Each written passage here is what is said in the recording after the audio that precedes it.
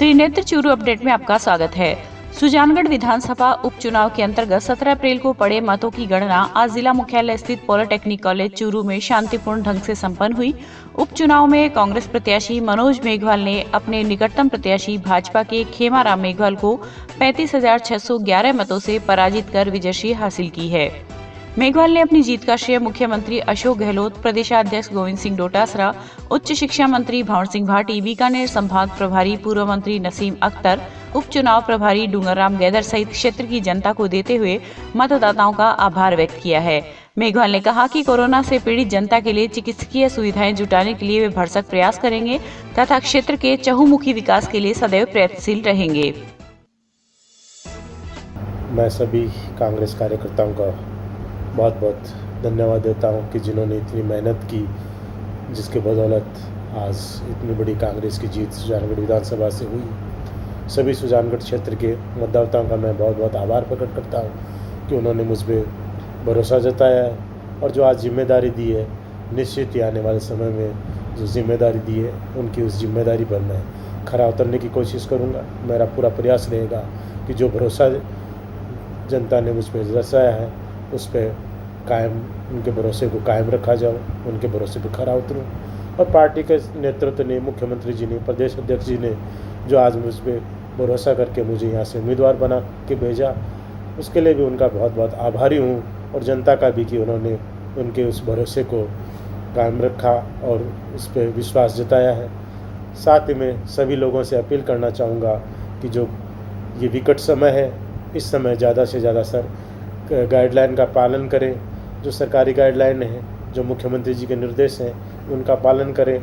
ज़्यादा से ज़्यादा घरों पर रहें और बहुत ही अत्यावश्यक होने पर ही घर से बाहर निकलें। उसके बाद सुजानगढ़ के जो विकास की बात है, जो मैंने कही थी, बिल्कुल ही सुजानगढ़ क्षेत्र की विकास की जो बात है उसको आगे लेके जाएंगे। विकास के जो मैंने मुद्दे उठाए उनको पूरा करने की कोशिश करूँगा। सभी जनता का बहुत बहुत धन्यवाद, बहुत बहुत आभार।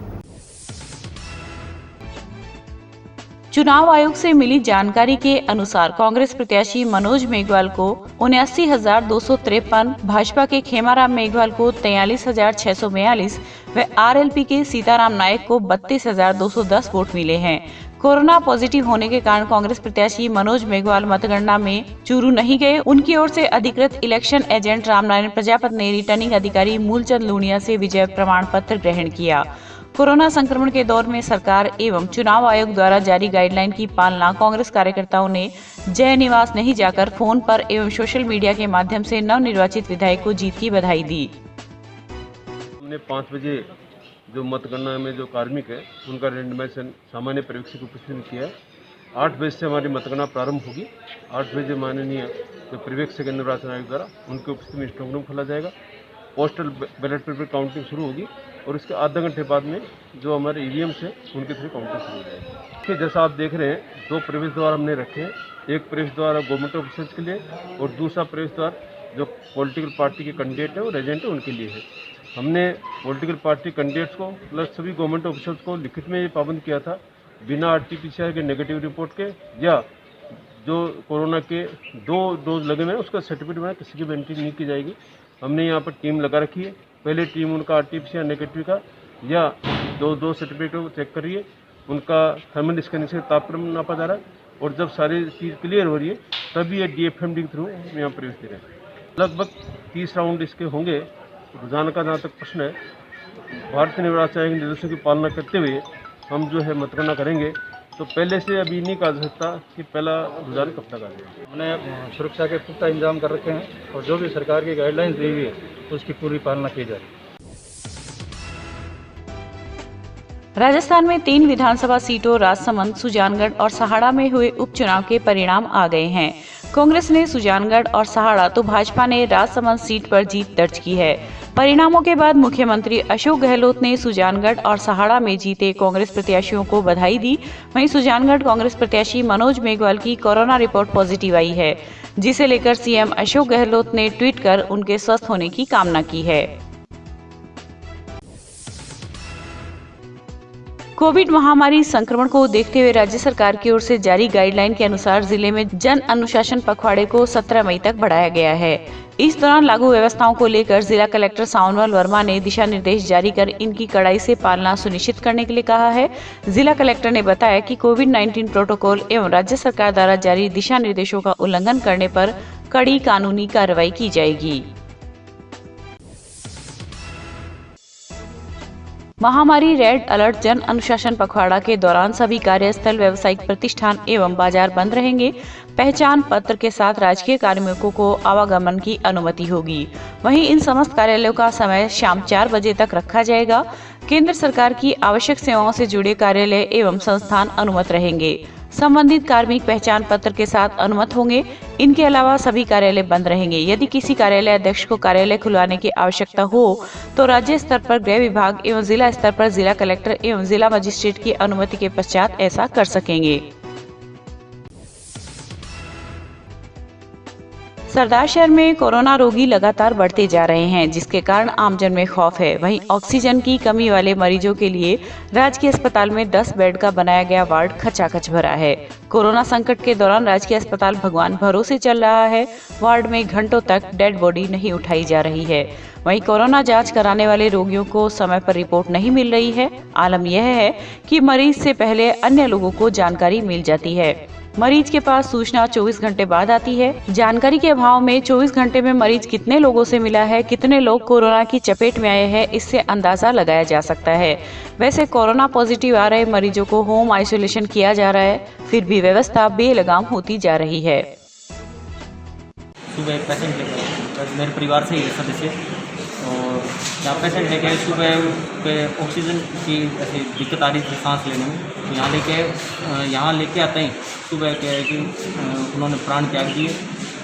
उस स्थिति में जब उनकी कोई टाइप की अभी तक जांच नहीं हुई थी, और डॉक्टरों से जब मैंने आते ही संपर्क किया, अब 2 से ढाई घंटे हो रहे हैं। अभी तक ठीक है 100 वर्ष उनको पूरे हो गए, लेकिन डॉक्टरों की तरफ से अभी कोई टाइप से मतलब हमारी हेल्प नहीं की जा रही है कि आप, मैं कम से कम 10 बार डॉक्टरों से मिल चुका हूँ कि आप हमें बॉडी है क्या तरीका है हमें आप बताइए। तो बॉडी अभी तक कोई भी यहाँ न तो कोई बॉडी पैक करने आए, न ही उसको मजदूरी में दिखाया जा रहा है। और देख रहा हूँ कि आसपास जो अन्य मरीज भर्ती हैं उनमें भी एक उसको देख के भय व्याप्त हो रहे, मानसिक स्थिति उनकी भी बिगड़ रही है। बॉडी डेथ हो गई थी, वो पूरी रात यहाँ बेड पे ही थी और सुबह लेट तक थी। और एक डेथ और हो गई थी, वो स्वामी थे, कौन से गांव के थे, वो भी डेड बॉडी काफ़ी देर तक यहाँ वार्ड में ही रही थी। न तो किसी ने पैक की और ना ही मोर्चरी रूम में ले गए। और अभी भी वर्तमान में एक वो डेड बॉडी पड़ी है वार्ड में, वो भी काफ़ी देर से पड़ी है। न तो किसी कोई पैक कर रहा है उसको और न ही मोर्चरी रूम में रखवा रहे हैं। पेशेंट एडमिट हैं, सब अस्थमा के पेशेंट हैं, सब ऑक्सीजन लेवल डाउन के पेशेंट हैं। उन पर बहुत ज़्यादा असर पड़ता है ऐसे डेड बॉडी पास पड़ी रहने का। तो प्रशासन से गुजारिश करेंगे कि वो बॉडियों को तुरंत प्रभाव से मोर्चरी रूम में रखवाने की व्यवस्था करें। राजलदेसर कस्बे के स्वर्गीय जीवराज सुथार की धर्मपत्नी सोहनी देवी देवकिशन हेमराज सुथार एवं राजलदेसर युवा विकास समिति की प्रेरणा से कस्बे के राजकीय चिकित्सालय में वर्तमान में कोरोना सैंपल रूम में एयर कंडीशन की अति आवश्यकता थी। इसी को ध्यान में रखते हुए भामाशाह सुथार परिवार ने एक बड़ा एयर कंडीशनर राजकीय चिकित्सालय में चिकित्सा प्रभारी doctor Sanjay Bundela, senior lab technician Kailash Rajpurohit, युवा विकास समिति के अध्यक्ष कैलाश सोनी, मंत्री मदन दाधीच के सानिध्य में युवा उद्योगपति हेमराज सुथार ने चिकित्सालय में एयर कंडीशन उपलब्ध करवाया। कोविड एरा में हमारे यहाँ कोविड सैंपलिंग हो रही है, जिसमें क्या है कि एक एसी की बड़ी आवश्यकता महसूस की जा रही थी, जिसके लिए हमने दानदाता से सहयोग की अपेक्षा की। सोनी देवी वाइफ ऑफ स्वर्गीय श्री जीवराज जी सुथार के पुत्रों द्वारा देवकिशन जी हेमराज के द्वारा हमें एक एसी उपलब्ध कराया गया है, जिससे कि कोविड सैंपलिंग बड़ी आसान रही। इसके लिए हम इनका बहुत धन्यवाद आभार व्यक्त करते हैं। इन्होंने पहले भी हमें कोविड चैम्बर बना के दिया था और इनका पूर्व भी काफी सहयोग रहा है और आगे भी हम सहयोग की अपेक्षा करते हैं। अभी जो गाइडलाइंस आ रही है उसके अंतर्गत अभी ऐसा है कि अपन अधिक से अधिक अपने वैक्सीनेशन कराएं, और किसी को ILI मतलब बुखार खांसी सांस में तकलीफ लगती है तो ज्यादा से ज्यादा भाई लोग आके अपनी सैंपलिंग कराएं। और जिनके भी पॉजिटिव आ रहे हैं तो उनसे मेरा निवेदन है कि कमरे अपने आप को रूम आइसोलेशन में रखें और 10 दिन बाद 7 से 14 दिन के भीतर हम उनकी दोबारा जांच करते हैं। जब लगे बुखार खांसी सांस में कोई तकलीफ नहीं है तो 7 दिन बाद जांच कराएं, नहीं तो अपन एक ऐसा समझते हैं कि 10 दिन बाद अपन रूटीन में जांच कर लें, और 10 दिन बाद भी तभी जांच कराएं जब बुखार खांसी सांस में 4-5 दिन से कोई तकलीफ नहीं है। अगर तकलीफ है तो अपन 14 दिन बाद जांच करा सकते हैं। पंचायत समिति सरदार शहर की 63 ग्राम पंचायतों में सोडियम हाइपोक्लोराइड का छिड़काव करने के लिए पारिक मंडल ट्रस्ट के अध्यक्ष समुदयाल पारिक की प्रेरणा से गीता देवी शिव प्रसाद सराफ चैरिटेबल ट्रस्ट की ओर से हैंड स्प्रेयर भेंट किया गया। इस अवसर पर उपखंड अधिकारी रीना छिपा, विकास अधिकारी दुर्गाराम पारिक, कानून गो प्रहलाद राय पारिक, शंकर एंड शंकर आदि ने 63 ग्राम पंचायतों के प्रतिनिधियों को दवा छिड़काव का यंत्र भेंट किया। इस अवसर पर एसडीएम रीना छिपा ने इस सहयोग के लिए सराफ परिवार का आभार व्यक्त किया। बीडीओ पारिक ने बताया कि सराफ परिवार के इस कार्य से अन्य लोगों को प्रेरणा मिलेगी। ग्रामीण क्षेत्रों में इस कोरोना महामारी को देखते हुए हाइपोक्लोराइड एवं छिड़काव के संबंध में काफ़ी हमें परेशानियों का सामना करना पड़ रहा था। ऐसी स्थिति में मैंने हमारे अध्यक्ष समुदयाल पारिक को यह निवेदन किया था कि गीता देवी शिव प्रसाद चैरिटेबल ट्रस्ट यदि हमें इस प्रकार के छिड़काव की व्यवस्था के लिए ये ढोलकी उपलब्ध करवा दे तो हम प्रत्येक ग्राम पंचायत में सार्वजनिक संस्थान, बैंक, स्कूल, औषधालय, आयुर्वेद औषधालय तथा जिन घरों में पॉजिटिव केस ज़्यादा हैं या जिन वार्डों में पॉजिटिव केस ज़्यादा हैं वहाँ हम व्यक्ति से हाइपोक्लोराइड का छिड़काव करवाएंगे। और इस छिड़काव के लिए ये हमें अत्यंत आवश्यकता थी।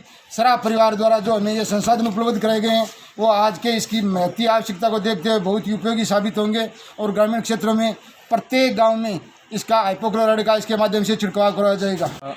अभी जो ये 63 पंचायत अपने सरदार शहर तहसील में, उन 63 पंचायतों में प्रति पंचायत एक ये सैनिटाइज करने की मशीन दी। मैंने सिर्फ फ़ोन पे सराफ परिवार को अवगत कराया कि 63 पंचायतों में हाइपोक्लोराइड का छिड़काव होना है।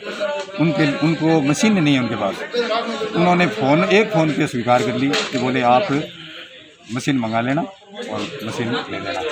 तो आज एसडीएम साहिबा और बीडीओ साहब कानून गो प्रहलाद जी ये आए, उनको हमने सुपुर्द कर दी है। तो इनका अपने सरदार साहब तहसील में गाँव में उपयोग होगा, गाँव में फ़ायदा मिलेगा। वहीं सरदार शहर में बढ़ते कोरोना संक्रमण को नियंत्रण करने के लिए नगरपालिका प्रशासन की ओर से पूरे शहर में सोडियम हाइपोक्लोराइड छिड़काव करने का बीड़ा उठाया है। इसको लेकर आज विभिन्न वार्डों में दवा का छिड़काव किया गया। इससे पहले पालिका अध्यक्ष राजकरण चौधरी ने कर्मचारियों को दवा छिड़काव के लिए आवश्यक दिशा निर्देश दिए। उन्होंने कहा कि इस महामारी से बचाव के लिए आम जनता का सहयोग जरूरी है। इसके लिए मास्क लगाने, सोशल डिस्टेंस की पालना करना सबका दायित्व है। इस अवसर पर पार्षद लाल बहादुर सेवदा, विकास सोनी, शुभकरण भाट, पवन माटोलिया आदि उपस्थित थे।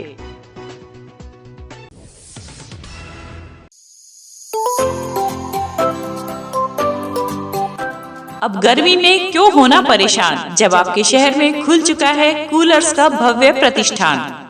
तो चले आइए हरी ट्रेडिंग कंपनी के पास और ले जाइए अपना मनपसंद कूलर और पाइए गर्मी से राहत। हमारे यहाँ पर सभी प्रकार के लोहे, फाइबर व प्लास्टिक बॉडी के कूलर उपलब्ध है, वो भी वाजिब दामों में। एक से एक टॉप क्वालिटी के साथ में होम डिलीवरी की सुविधा भी उपलब्ध है। इसके साथ ही कूलर के सभी प्रकार के स्पेयर पार्ट्स, घास और हनीकॉम्ब भी उपलब्ध है। कोविड-19 के बचाव हेतु मास्क लगाएं व सोशल डिस्टेंसिंग की पालना करें, क्योंकि आपका स्वास्थ्य और सेवा ही हमारा ध्येय है।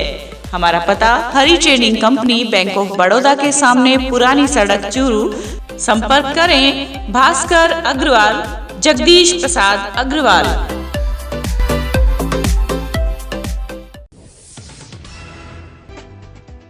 राज्य सरकार के निर्देशानुसार एवं कोरोना प्रोटोकॉल की पूर्णतः पालना करते हुए पिछले एक सप्ताह से चूरू नगर परिषद सभापति पायल सैनी की मॉनिटरिंग एवं आयुक्त हेमाराम चौधरी के नेतृत्व में नगर परिषद की टीम द्वारा कोरोना महामारी से मृत्यु होने वाले शवों का अंतिम संस्कार सम्मान पूर्वक नगर परिषद द्वारा निःशुल्क अपने स्तर पर किया जा रहा है, जिसके अंतर्गत शव के लिए परिवहन एवं एम्बुलेंस की निःशुल्क व्यवस्था के अलावा अंतिम संस्कार सामग्री एवं अन्य व्यवस्था का खर्चा भी निकाय स्तर पर ही वहन किया जाएगा। इसके लिए बाकायदा नगर परिषद द्वारा एक निजी फर्म के साथ एम्बुलेंस एवं अन्य आवश्यक सेवाओं को लेकर अनुबंध किया गया है।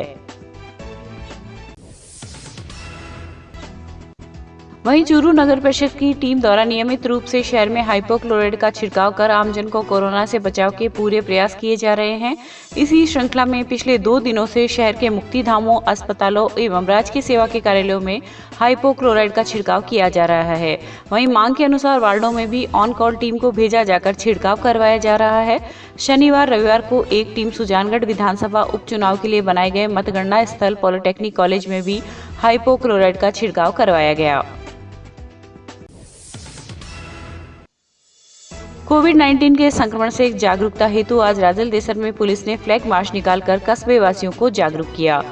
थाना प्रभारी रमेश पन्नू के सानिध्य में निकाला गया फ्लैग मार्च कस्बे के विभिन्न स्थानों से होते हुए पुलिस थाने में संपन्न हुआ। इस दौरान सभी को सोशल डिस्टेंसिंग की पालना व मास्क लगाने के लिए आह्वान किया गया। कोरोना गाइडलाइन की पालना सुनिश्चित करने तथा लोगों में जन जागृति लाने के लिए पुलिस ने आज शाम रतनगढ़ में भी शहर के प्रमुख बाजारों में फ्लैग मार्च किया।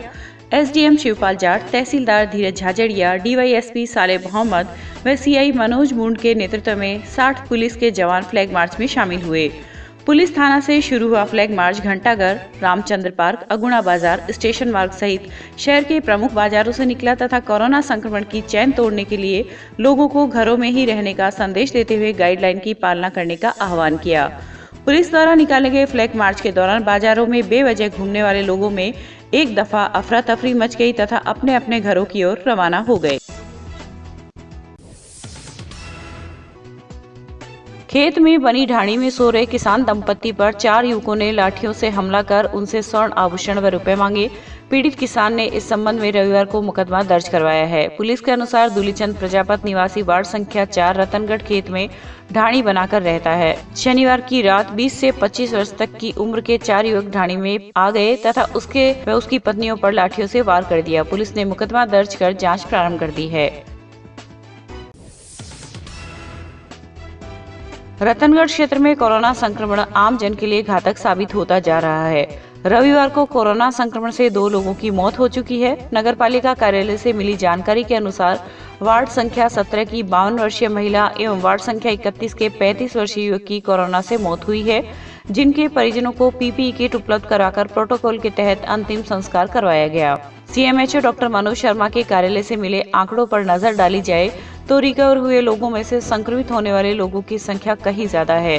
सोमवार से रविवार तक क्षेत्र के 46 लोग रिकवर हुए हैं। वहीं सोमवार से शनिवार तक 233 लोग कोरोना पॉजिटिव हो चुके हैं। क्षेत्र में संक्रमितों की कुल संख्या 1377 पर पहुंच गई है। रतनगढ़ के वार्ड संख्या 17 में पेयजल आपूर्ति लाइन में गंदा पानी आने की समस्या से परेशान लोगों को आज राहत मिली है। पार्षद प्रतिनिधि सुरेंद्र सिंह शेखावत ने बताया कि वार्ड की सांता किड्स स्कूल के पास पेयजल आपूर्ति लाइन गटर से जुड़ गई, जिससे पिछले 5 दिनों से वार्ड में गंदे पानी की आपूर्ति हो रही थी। वार्ड के लोगों की शिकायत पर जलदाय विभाग के अधिकारियों को अवगत कराया गया, जिस पर कर्मचारी मौके पर पहुंचे तथा उक्त समस्या को दुरुस्त कर वार्ड के लोगों को राहत प्रदान की। शेखावत ने बताया कि पूर्व में उक्त वार्ड एक ही जोन में बढ़ा हुआ था, जिसे 2 भागों में बांट दिया। 2 जोन में विभाजित होने के बाद वार्ड की पेयजल समस्या का भी निदान हुआ है। चूरू जिला अपनी सर्दी और गर्मी के लिए पूरे देश में अलग पहचान रखता है। वहीं यहाँ उपलब्ध खारा पानी भी किसानों के लिए एक बड़ी चुनौती है। इन सब के बीच त्रिनेत्रा टीवी व त्रिनेत्रा योग धाम के माध्यम से हम जिले भर में जैविक खेती का प्रचार प्रसार कर रहे हैं। वहीं क्षेत्र के किसानों को और अधिक जानकारी मिल सके, इसके लिए त्रिनेत्रा योग धाम में सब्जियों की बाड़ी लगाई गई है। देखिए डॉक्टर मनोज योगाचार्य की रिपोर्ट। नमस्कार। खारे पानी में सब्जियां कैसे लगती हैं, ये अनुभव करने के लिए इस बार मैंने 1 बीघा में जो है वो बाड़ी लगाई। कुछ अनुभव आए, वो अनुभव मैं आपसे साझा करना चाहता हूँ। देखिए, जो परंपरागत रूप से अपनी सब्जियां करते हैं वो बहुत कम लोग होते हैं जो अपने अनुभव शेयर करते हैं या बताते हैं। लेकिन मैं ये मानता हूँ कि हर किसान अगर अपने खेत में जैविक सब्जियां पैदा करे तो एक हब बनता है और उस हब से उसको भी कमाई है और हमारे देश के जो पैदा जो होती है सब्जी, उससे सभी को जो है इससे लाभ मिलेगा। स्वास्थ्य लाभ इसके साथ अलग से हमें मिलेगा। तो ये जो हमने इस बार सब्जी का ये पूरा लगाया है, यहाँ देखिए मैंने जब कई ओर से राय ली तो उन्होंने कहा कि एक सब्जी लगाइए, ये बैंगन लगा लीजिए या ककड़ी लगा लीजिए या लोइया लगा लीजिए या तरबूज लगा लीजिए। तो तरबूज हमारे यहाँ की मूल फसल नहीं है। पानी खारा है, खारा का मतलब हो गया 3 से 4 ईसी के बीच में पानी है, 1500 से 2000 के बीच TDS है।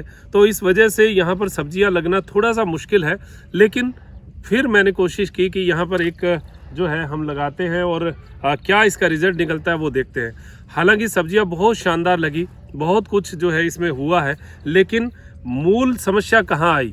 बीच में 2 दिन 2 बार बारिश हुई, वो बारिश ने जो है गर्मी की फसल को ख़राब कर दिया। फिर मैंने अनुभवी जो किसान थे उनसे पूछा कि गर्मी की फसल में बरसात का पानी लगा तो ऐसा क्या हुआ कि ये जल गई। तो पता चला कि खारा पानी जो है वो हमारी मिट्टी में होता है, और खारे पानी से लगातार पानी जब इसको जड़ों से मिलता है तो अचानक जब मीठा पानी आता है तो उसका रिएक्शन बड़ा गलत होता है और उससे पौधे जो हैं वो जल जाते हैं। देखिए ये भिंडी की जो फसल है मेरी, इसमें पौधे जो हैं वो लगभग जल चुके हैं, और ये तुरई की है, तोरू जो है ये तुरई की फसल है, ये भी जल चुकी है। यहाँ आप देखेंगे, हालांकि तुरई की जो बेल है उसकी जो कोंपलें हैं वो तो नहीं आ रही हैं, पत्ते जो हैं वो इसके जल चुके हैं। आप देख रहे हैं जो कोंपलें हैं वो सही आ रही हैं। ये देखिए, ये जैसे ये कोंपल है ये एकदम सही है। तो अभी जो पानी हमने इसकी सावधानी क्या बरती कि जैसे ही बरसात आई, बरसात आने के बाद उस पानी के असर को ख़त्म करने के लिए हमने उसमें जो खारा पानी, जो हमारा पानी है, कुएं का पानी है, वो पानी इसमें डाला और उसके असर को कम किया। तो उसका असर जब कम हो जाता है, बरसात के पानी का असर कम हो जाता है और खारे पानी का वापस, क्योंकि ये बाड़ी जो है, ये गर्मी की बाड़ी एक अलग ही टाइप का एक विज्ञान है।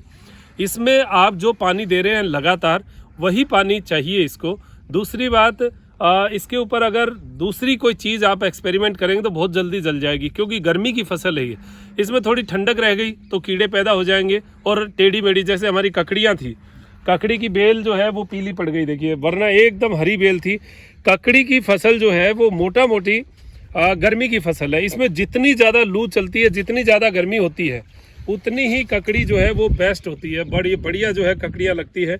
अब ये बेलें जो है बीच बीच में पीली हो गई, लेकिन इसकी कोपल जो है वो अब जो नया पानी लगा उसकी कोपल जो है वो एकदम हरी अभी हमें दिखाई दे रही है। ये कुछ सावधानियाँ भी है और कुछ जागरूकता भी है।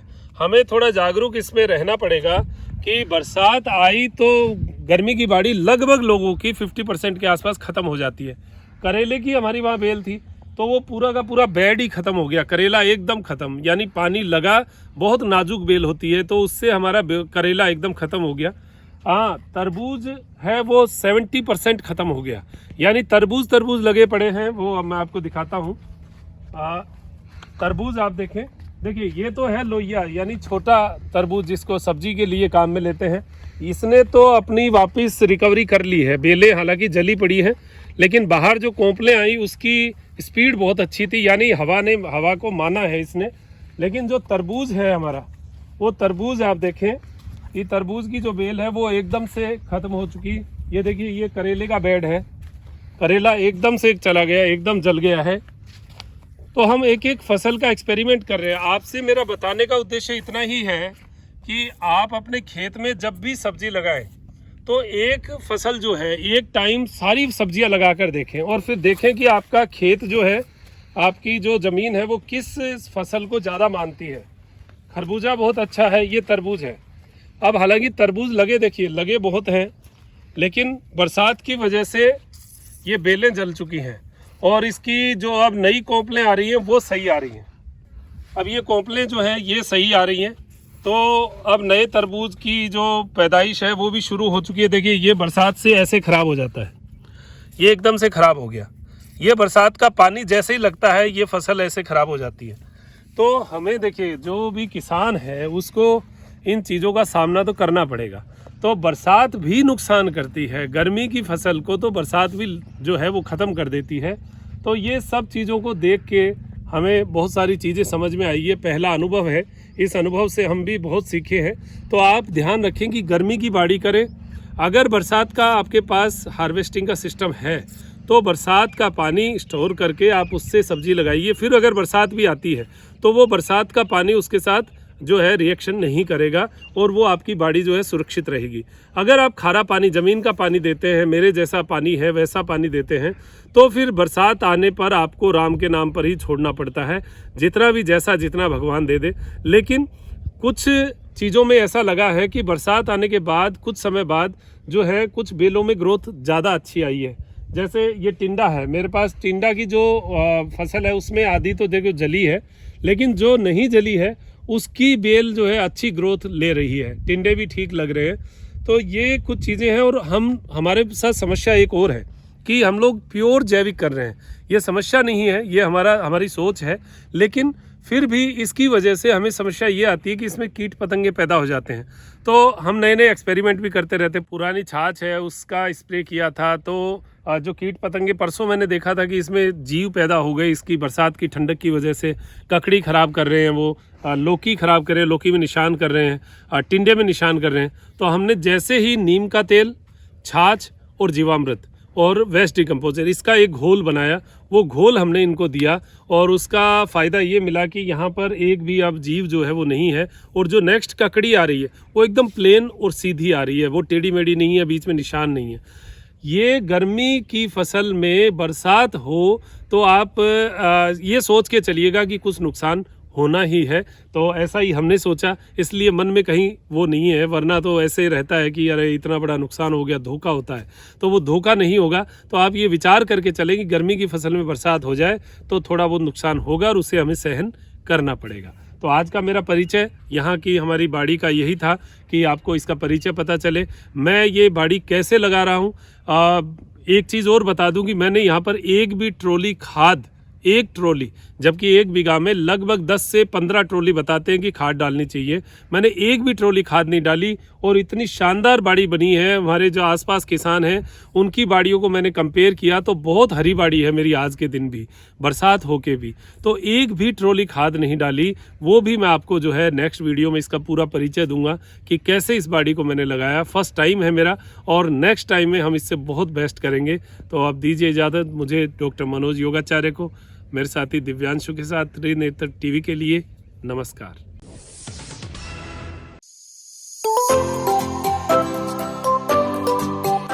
अब गर्मी में क्यों होना परेशान, जब आपके शहर में खुल चुका है कूलर्स का भव्य प्रतिष्ठान। तो चले आइए हरी ट्रेडिंग कंपनी के पास और ले जाइए अपना मनपसंद कूलर और पाइए गर्मी से राहत।